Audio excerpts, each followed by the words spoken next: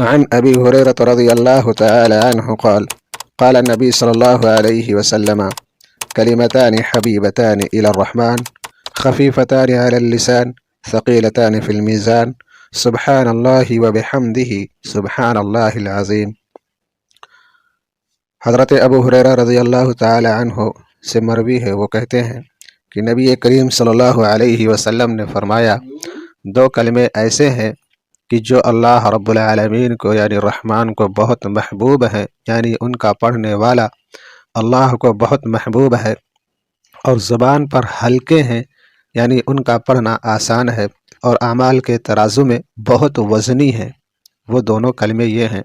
سبحان اللہ و بحمدہ سبحان اللہ العظیم۔ وعن ابی ہریرہ رضی اللہ تعالی عنہ ان رسول اللہ صلی اللہ علیہ وسلم قال من قال لا الہ الا اللہ وحدہ لا شریک لہ له الملك وله الحمد وهو على كل شيء قدير في يوم 100 مرة كانت له عدل 10 رقاب وكتبت له 100 حسنة ومحيت عنه 100 سيئة ومن قال سبحان الله وبحمده في يوم 100 مرة أحطت خطاياه ولو كانت مثل زبد البحر۔ حضرت ابو ہریرہ رضی اللہ تعالی عنہ سے مروی ہے کہ رسول اللہ صلی اللہ علیہ وسلم نے فرمایا،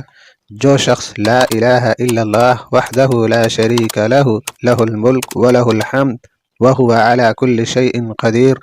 ایک دن میں 100 مرتبہ کہتا ہے، وکتبت لہ 100 حسنہ اور اس کے لیے 100 نیکیاں لکھی جاتی ہیں،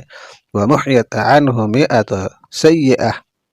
اور 100 گناہ مٹائے جاتے ہیں۔ عن ابی صالح عن ابی ہریرہ رضی اللہ تعالی عنہ قال قال رسول اللہ صلی اللہ علیہ وسلم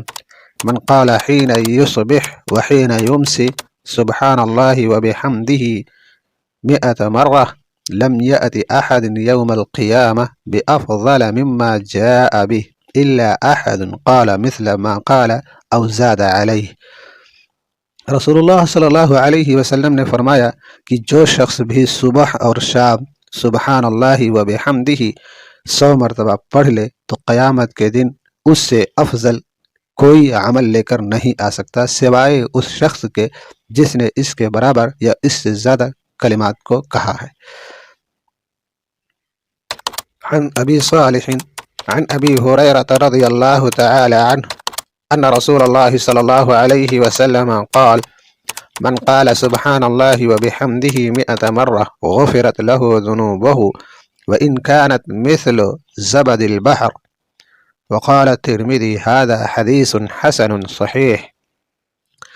ابو ہریرہ رضی اللہ عنہ سے مروی ہے، وہ کہتے ہیں کہ نبی صلی اللہ علیہ وسلم نے فرمایا کہ جو شخص بھی سبحان اللہ وبحمدہ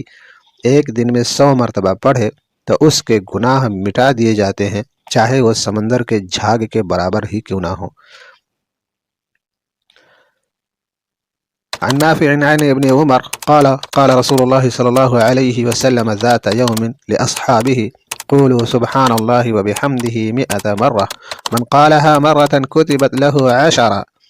ومن قالها 10 كتبت له 100 ومن قالها 100 كتبت له 1000 ومن زاد زاده الله ومن استغفر الله غفر له۔ هذا حدیث حسن غریب۔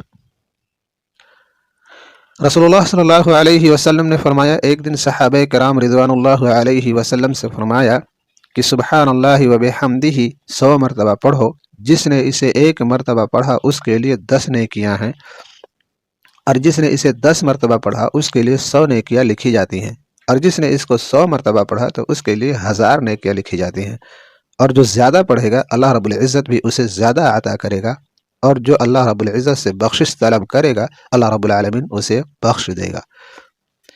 هذا حدیث غریب۔ امام ترمذی رحمہ اللہ فرماتے ہیں یہ حدیث حسن ہے، غریب ہے۔